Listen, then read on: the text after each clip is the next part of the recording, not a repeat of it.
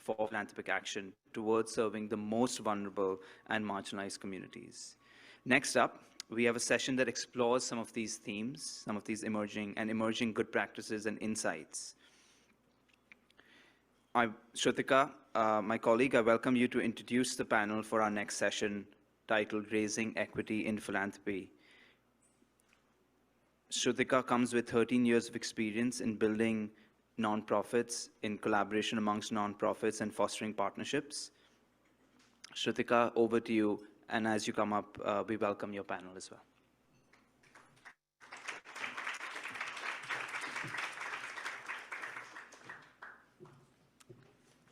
Thank you, Vishal.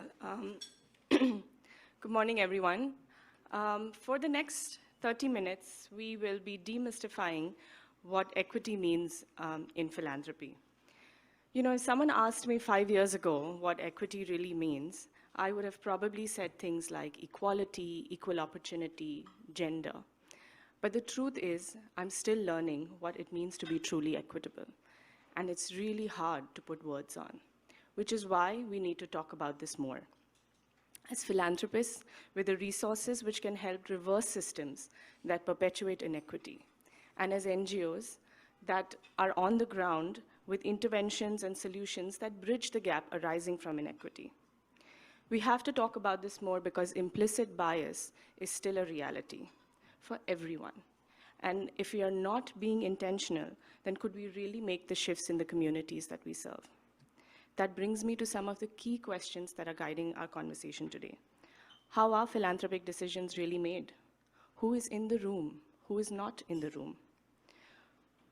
As the primary equity holders, the philanthropists, when the capital is really for the most vulnerable communities, is the power dynamic skewed? And do we need more participation from the community and civil society in the decision-making and distribution of these resources? To talk to us about it today, we have some of the first movers of driving equity in their work. 3 women with deep connection to India and living one of the most promising messages of our times of being the change they want to see in the world, raising equity through their work. It gives me great pleasure and honor to introduce Neelam, co-founder of Industry. For the past 3 decades, she has been working on regenerative economic transformation of India's most vulnerable women by helping them unleash their abilities to build self-owned collective enterprises. Yasmin brings over 20 years of hands-on experience to her role at Co-Impact. As Director of Philanthropic Collaboration, Yasmin leads the cultivation and stewardship of relationships with funding partners and broader network of philanthropists. Maya Patel, the Executive Chair of the Tarsadia Foundation, leading the development of its vision, programs, and partnerships in the philanthropic community. Thank you, everyone, for your time. All right, we can dive straight into it. Maya, if I can begin with you. You have a strong legacy of giving in your family. What are some of the steps that the foundation has taken to bring equity into the giving that you do? What might have been some of the difficult questions that you might have been sitting on as you took these steps? Sure. Hello, everyone. Thank you for having us here today. I'll start with our family. My parents were born in India, and they were married there, and then they followed to Zambia, and that's where I was born. And so they had a journey of moving, and finally they settled in America. And so they saw a lot of diverse cultures and experienced a lot of challenges that were happening amongst them and in their world. And so when we started our foundation in 2008, we really had to ask ourselves, what is the mission going to be? And we really settled on helping the vulnerable and the underrepresented communities in our backyard, as well as in our work in India. And that's kind of where we sat, and we felt that that was comfortable for us as a family. We knew that we didn't have all the answers, and we had to learn. And again, it is a learning journey. You don't really start off knowing everything. But that's kind of where we started, and you're going to have to tell me what the rest of that question is, because, yeah, I think that's where, and equity was part of the journey. You know, I think it was probably something that we didn't really know at the time, but we knew that we were coming from a place that we had to help as many people as possible, and we wanted to unleash their human potential. That was our goal, you know, and it could be in so many different ways to do that. And along the way, we've really learned that you know, trusting the partner is the most important thing. And it took us some time to do that because it was top down. We thought we had the answers when we really didn't, you know. And from my parents' generation, it was sort of, he thought that he knew everything, you know, and he thought this is the right way to do this, and he knows what's happening in his community, in his local village or whatever. And we as the second and third generations are exploring different ways of doing that. I think I have some more. You know, I think the three levers that we use to, you know, think about our work is, one of them is the size of the organization. We really started off with grassroots organizations, and then we thought, like 5 years later, 10 years later, we need to work with larger scale organizations. I think that's where we're going to find the most impact. But you need a balance. You need a balance of both, and that's where we have experienced great growth. And the learning curve has increased because of having different people from different sectors that we can really gain knowledge. And it has been a learning journey. And I'm going to keep saying that because it's super important. Yeah. No, thank you so much. I think what's really interesting in what you said is a couple of things that really stand out to me is not having all the answers, and that's okay. Yeah. I think this idea of, you know, top-down approach, and being aware of, is it really a top-down approach, and how do we shift that? Mm-hmm. And I think clearly there are steps that you've taken to be able to do that. And I think those are some of the difficult questions. Yes. So you've answered my question really well. Thank you so much, Maya. Yasmin, if I can move to you. And you know, you've been anchoring collaboration among global philanthropists to achieve impact at scale. So what does equity mean in the context of scale, and how does one go about, you know, bringing that into the work that you do? Great. Well, thank you for having me on the panel, and not having the answers is reassuring to be on this panel. So we'll share what we're grappling with, but I think scale is a moral imperative. We have to realize, right? And scale isn't about direct reach the way it's understood. Today, government market systems are spending billions of dollars. They have infrastructure, they have human resource, they have financing to provide the most basic services, health, education, economic opportunity to their people. But if we look at outcomes, they're not equitable for girls and women particularly. These systems are not inclusive, the voices of the people are not there, and they're not just, right? So to me, scale is about making these systems equitable, effective, and just. And that's important. I think when these systems fail, we as philanthropists tend to create oasis of good programming, and we count scale as direct reach, and we feel really good about attribution. Where did the money go, and what impact did it have? But actually, we should worry about the contribution, the compelling narrative of, are we making these systems just and inclusive? I sincerely believe every philanthropist cares about scale, and if you interpret scale as this, then we will be able to see equity inherently built into it. But I also think scale needs to be put in perspective of scale of the problem. We start scale with, where am I at today, and am I going to double my scale? Who starts with the denominator? Particularly in India, we have to start there. And we have to look at depth and breadth of scale. Without an intersectional lens, I don't think we can count numbers. Because we count what's seen, but the people who are not seen are the ones who need the services the most. So to me, the depth and breadth of scale matters. And the last thing I'll say, and this has been such a journey for us at Co-Impact, but the problems will not go away. I think we can make dents in them. So scale isn't just the solution, it's the ability to solve. And unless women are in the system, they're represented in the system at all levels, we aren't going to be able to talk about scale. So women's representation and leadership, to me, just has to go along with the definition of scale.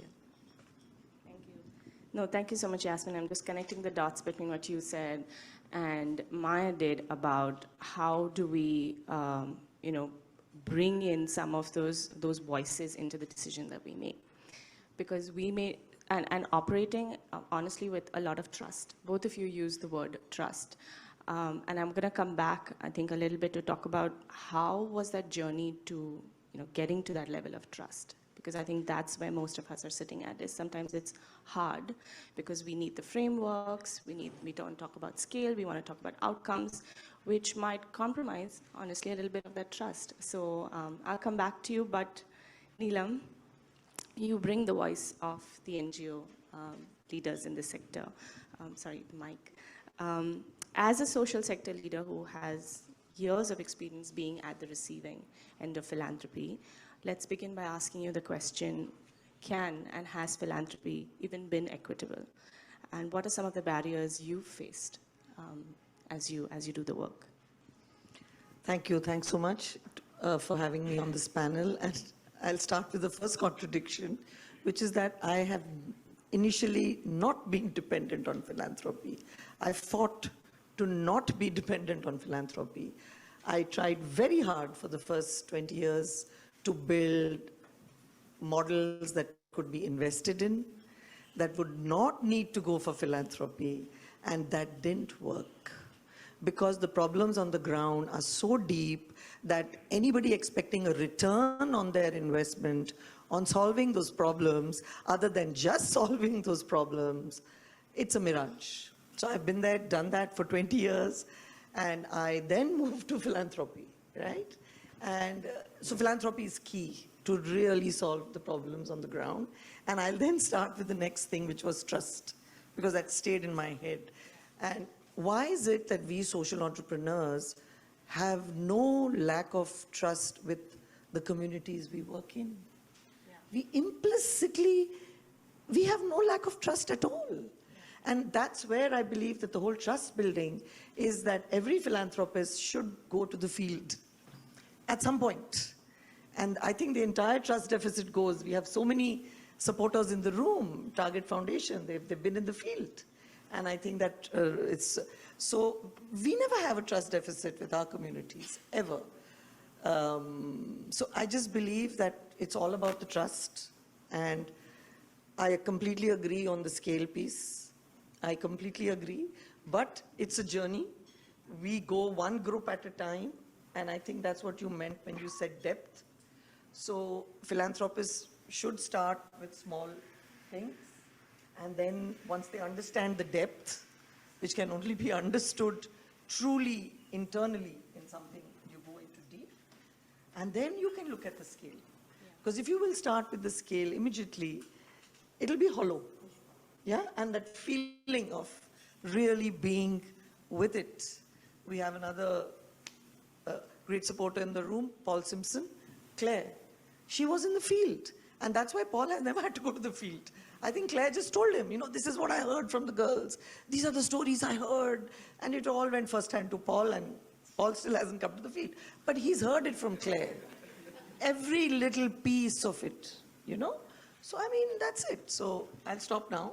And No, thank you, Neelam. I think those are some very important points that you raised. But let's stay on the thread of trust. And coming back to Maya, I think you touched upon it a little bit, on moving away from the top-down approach and really listening to the communities.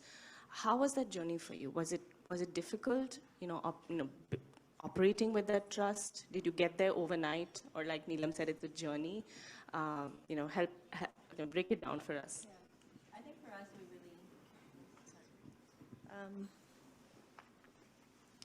for us, we always started with the relationship. We always started with the person, the leader. What were they thinking? How are they thinking? What did they want to do? So we really, it was the first step is to understand them, not the program, not the issue area, but really like where are they at this space? And we really spend a lot of time understanding that, and then we break it down and do the work and do the research and have a great team that does that for us. I think having those people on our team, or if you don't have them, try to get consultants or find out start becoming knowledgeable, and first in that area.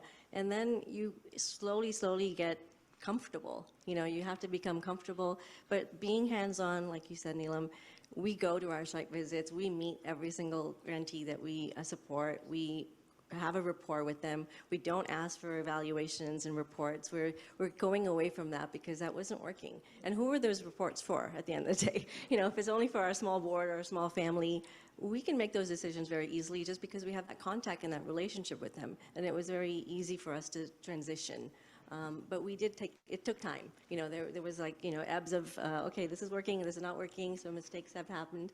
But overall, I think the trust is with that leader, with their organization, and with their team. What do they need? And we stopped asking questions about what we thought we knew. You know, like, this is what we think you should do. We started asking them, what do they need? And it was very nice and an easy transition for us. Fantastic. We should stop asking them what we know. We should start asking them what you need. That's a great one. Yasmin, you know, over to you as someone who kind of works with a group of funders and philanthropists. How do you, is it easy to bring about that trust? What are some of the questions in the room as you're you know, going through this journey? Absolutely, and I think the first principle is that organizations that are locally rooted and committed to the cause and the context know best.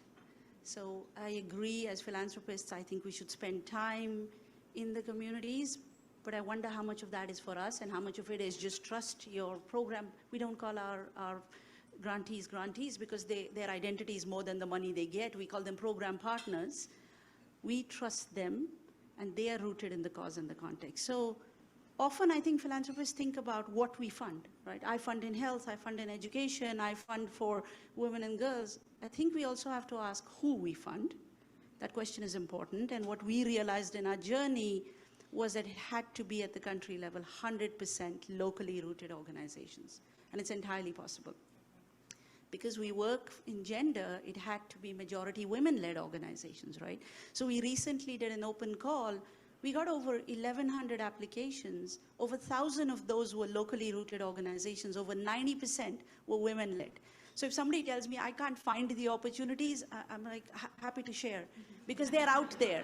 I think we know who we know and we fund who we fund, but actually when you do an open call, it's fair, it's transparent, the opportunities are there. And then you have to ask how you fund, right?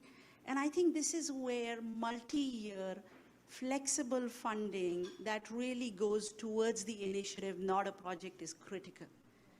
We actually have had to ask our organizations, the ones we support, that at least $500,000, at least, the higher amount is not specified, should go into organizational development. Because they won't fund them. That put your own mask on doesn't happen. The problems are so big and people are so selfless that we had to say put at least $500,000 towards your organizational development, because that matters. And it's a simple theory of change. If we support the organization that is focused on the system, people will have better lives. I think funders think I make people's lives better. Actually, no. The best we can do is support an organization. The best the organization can do is support a government or a market system. The best a government and a market system can do is work for everyone, especially the last mile. So we shouldn't conflate that theory of change to something else. Fantastic. Thank you so much. If we can stay with you, Yasmin, and I think you started kind of getting into that a little bit, but what does that look like tactically? Like what are some of the direct approaches that you've taken to ensure that some of that equity comes into the giving that you do? Be it the application form, or you talked about an open call. I think it would be great to hear some of those sort of actions that you've taken. Absolutely, and I'll share a few examples. So as I said, it's been a journey, right? So the last open call we did, often we focus on the plan. What's the strategy? How are you going to make change happen? We actually said the people and the purpose matters more. So we started with what's the purpose of the organization? Who's in the organization itself? Not just the leader. Leader matters, but frankly, we all know the work happens at that second tier and a governance structure. Who is in there? Are people represented? And we give a scoring for that. Our scoring criteria are transparent on our website. If you're applying, they're right there. You can see what score we give, right? That was a big one. The second, as I said, is 100% Global South organizations, majority women-led. We saw the results of that. And we do give multi-year. I think the whole idea of collaborative philanthropy, I agree with Neelam. I don't think these problems are going to go away if we tackle them individually. I think we have to come together whether it's funders, whether it's communities to solve this. So that's the model that we're trying to do. Very, very tactical examples, I hope that provides on what it has been, of how our scoring criteria changed. But I want to say one thing. I think there are still organizations out there that do think that if women and girls are beneficiaries, they're working on gender. And that's not true, right? So as funders, it's okay to ask questions, but if you ask them respectfully and you ask them from a place of value, then the partners will respond. We are very lucky. Our program partners are in the room. Aparna's here with Arman. Raj is here with Lend a Hand India.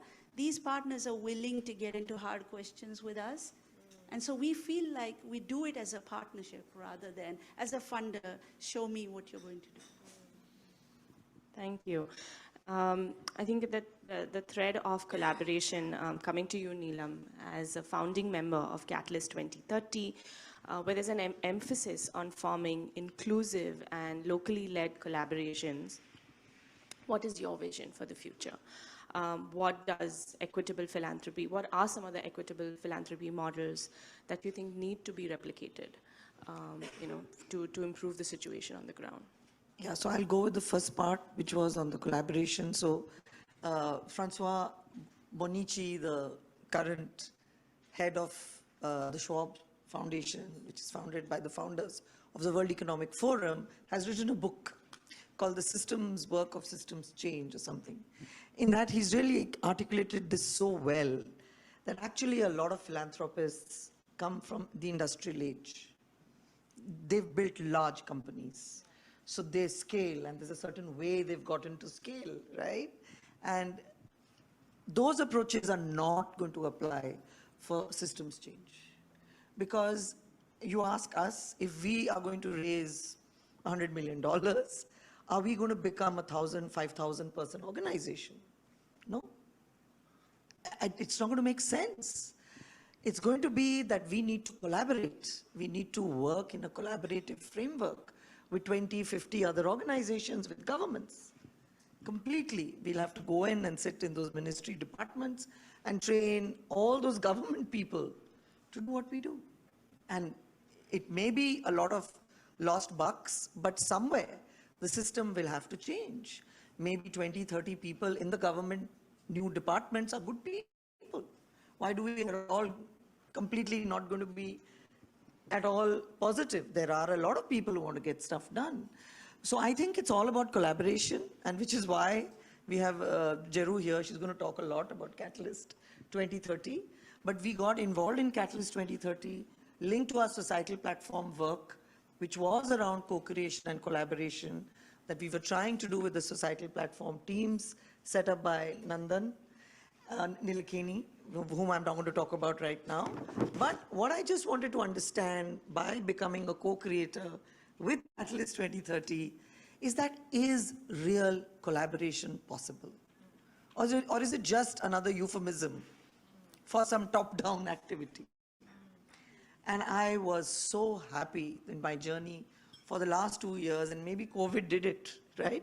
But we were all desperately on Zoom and we were talking, and so much of collective intelligence. So after that whole experience, that we can build bottoms-up collaborative movements where the collective intelligence of the co-creators works. I have a lot of faith in the power of collective intelligence after my Catalyst 2030 experience. And I really believe if you let it go, we've set up 2 large networks in COVID, Creative Dignity, it's got 2,000 members, Livelihoods Coalition, with 84 members, with reach to 20 million Indian households. But we can't have top-down solutions in these networks. It has to be about the network members coming up with the solutions. Otherwise, it's not a network. It's not a collaboration. So if you let that go, things happen. If you let a bit of the control go, it happens. I've seen it. Yeah. Thank you. Maya, just back to you as we talk about collaboration. What are some of the must-dos in your opinion for the funder community? During your journey, you've been able to see some of the shifts, and what would your call to action to the funder community be, from your own journey? I think not to be afraid to work with others. I think that's the most important thing. We really can't do this on our own. We need everybody like-minded and as well as, knowledgeable people to lend a hand in the structure, the strategy. That's the best way that we can make the best impact. And I think that's what we're really realized, that we thought we were going to go in and just make the world better. We're going to just do all of it. We're going to do it. And it's like we can't. It's a drop in a bucket. It is. Everybody needs to continue that work together and collaborating on programs. And I really think the funders need to come together. I think that's more important. I think the nonprofits work so well together, but the funders sometimes feel like they're in their sector. I'm in this area, I'm in that area, I'm only going to work in Gujarat because we're from Gujarat, or something like that. And it's like, no, we need to all come together. And that's one of our biggest ways that we've made changes. And we're partnering with many, many organizations now, and individual funders as well as other foundations to make that happen. Thank you. Thank you so much. When I was introducing the panel, I said the first movers. I'm not kidding. You can see a lot of what they've done through their work, and the kind of steps that they've taken is really, really inspiring. Thank you so much for your time. I just wanted to, we're a small group of individuals. I wanted to see if there were any questions from the audience as you're listening to the three of them. We have 5 minutes. Maybe we can take one or two questions from anyone.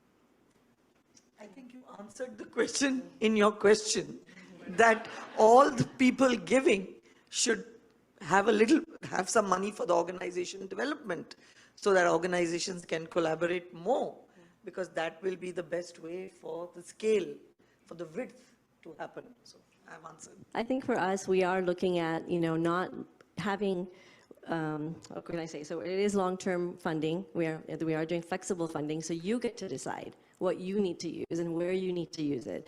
And that's what Rebuild India Fund is really exploring those ideas, and how do we bring the nonprofits on the table, how do we bring that whole ecosystem to come to life on its own, so it's not top down. And that's really, I invite everybody to join us. This is going to be an amazing frontier. We really want to push this forward and make something really amazing happen. And it may, by the end of our program, which is going to be in perpetual, but we might have 1,000 organizations that we can fund and have that ripple effect that's going to actually help everyone in the room, so.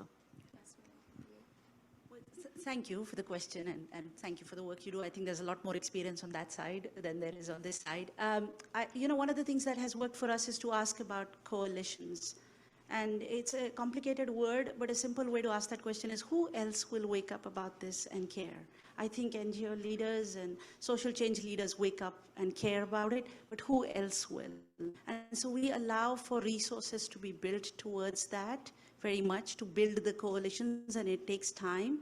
And then stop asking for attribution, right? So one of our partners, Jansahas, they said, I don't want to scale my organization, I want to scale my mission.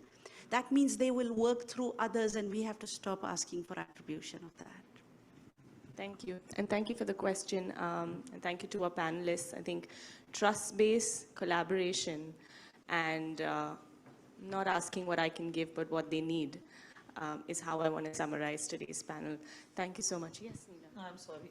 I just have to put in a word. I really have to do this. But I mean, everyone's spoken about COVID. We're meeting again after 2 years. But I just want to give a very, very human side to it.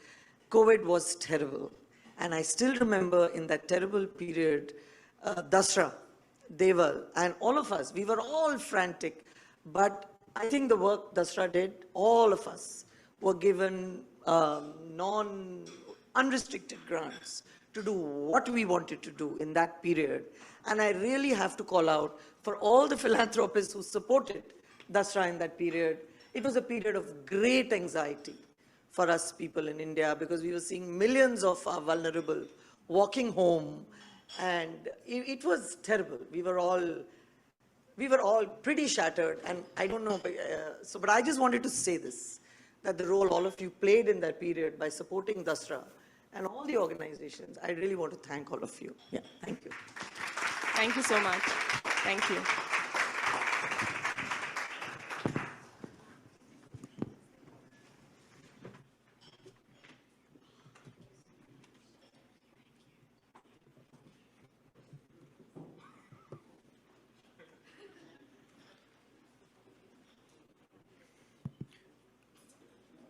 Thank you for a super powerful panel, all of you, and Neelam for